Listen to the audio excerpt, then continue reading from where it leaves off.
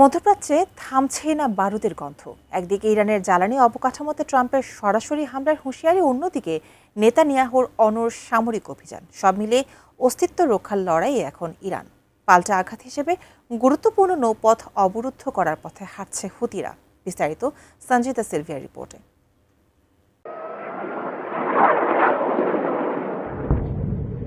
আকাশ জুড়ে বারুদের ঝলক আর সাইরেনের তীব্র শব্দ মধ্যপ্রাচ্যের নিত্যদিনের চিত্র।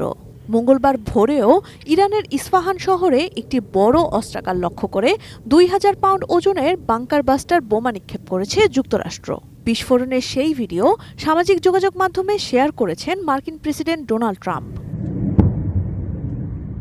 এদিকে প্রধানমন্ত্রী বেনিয়ামিন নেতানিয়াহু দাবি করেছেন ইরান যুদ্ধে অর্ধেকের বেশি লক্ষ্য অর্জন করেছেন তারা।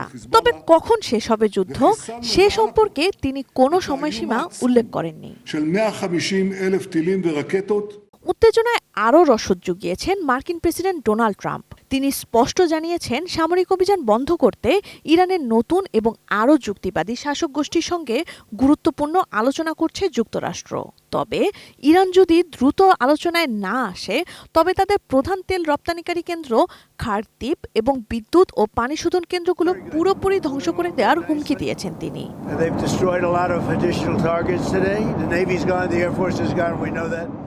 বসে নেই তেহরানও।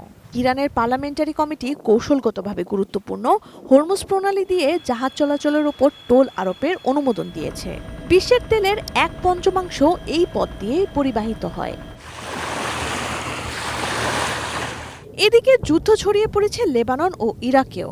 বৈরুতে হিজবুল্লাহর ঘাঁটিতে ইসরায়েলি হামলা এবং হাইফা বন্দরে ইরানের পাল্টা ক্ষেপণাস্ত্র আঘাতে প্রাণহানি ও ক্ষয়ক্ষতি বেড়েই চলেছে। দুবাই বন্দরে কুয়েতি মালিকানাধীন তেলবাহী একটি জাহাজেও হামলা চালিয়েছে ইরান।